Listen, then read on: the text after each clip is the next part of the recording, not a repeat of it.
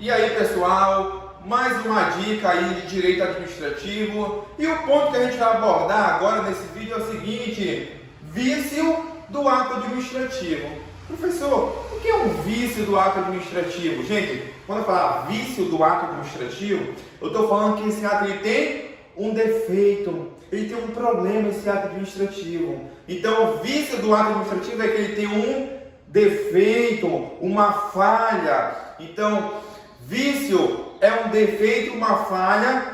No entanto, esse defeito ou falha ele vai recair onde, professor? Gente, quando eu falo vício do ato administrativo, eu quero dizer que esse defeito vai recair nos elementos do ato administrativo: competência, finalidade, forma, motivo e objeto. Então esses elementos aqui estão suscetíveis de quê? De ter uma falha, de ter um defeito. Agora, para a prova, tu tem que saber o seguinte: que esse vício que recai nos elementos do ato administrativo pode ser um vício insanável ou pode ser um vício sanável. E o que é sanar, professor? Gente, sanar é recuperar, aproveitar. E quando eu falo que é irrecuperável, que não dá para aproveitar, eu estou falando que é insanável. Então, vício do ato administrativo ou é insanável ou sanável. Tranquilo? Então veja que esse vício, quando for insanável, vai recair em quais elementos do ato administrativo? E é isso que você deve saber. Gente, quando o vício for insanável, o defeito vai cair no elemento finalidade, motivo e objeto. Então, quando cair um defeito aqui nesses elementos do meu ato administrativo, saiba que a administração pública deve tomar uma atitude. Qual, professor? Deve anular o ato administrativo. E como é que as bancas cobram? Elas te dão um problema e nesse problema ela deixa ali subentendido qual é o defeito do ato administrativo e te pergunta: a administração pública vai anular? A administração pública vai revogar? E tu deve estar atento com isso. Então, o vício insanável vai recair em quais elementos? Primeiro tu grava: finalidade, motivo e objeto. Recaiu em qualquer um desses, a administração pública deve anular. Professor, dá um exemplo para a gente. Vou colocar esse exemplo aqui: ato de remoção para punir o servidor.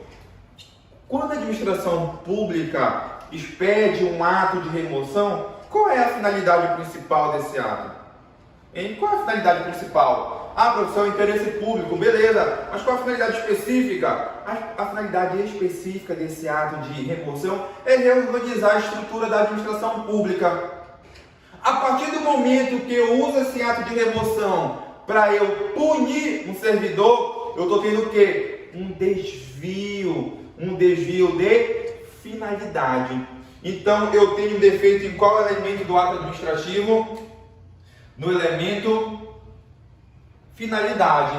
Então, esse ato de remoção para punir, quando eu vou punir o servidor com esse ato de remoção, eu tenho um defeito no elemento finalidade e eu chamo isso de quê? Desvio de finalidade, predestinação. Então, aqui há um vício insanável. E o que a administração pública deve fazer? Ela deve anular o ato administrativo. Então, vejam que um vício, quando for insanável, recair em qualquer um desses elementos, a administração pública deve anular. E as bancas adoram te dar um probleminha e coloca ali o problema que o servidor brigou com outro e foi removido ali para punir o outro servidor. E você deve saber qual é o vício do ato administrativo. E você vai errar essa questão na prova, você nunca mais vai errar, porque agora você sabe que o vício insanável recai nesses três elementos.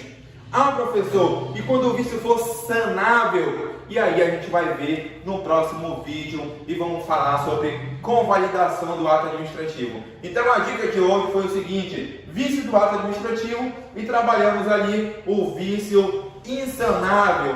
Então, gente, para quem é novo, inscreva-se no canal, ative o sininho que vai chegar notificação aí de novas dicas de direito administrativo lá na tua telinha. Então, fica com Deus e tenham bons estudos.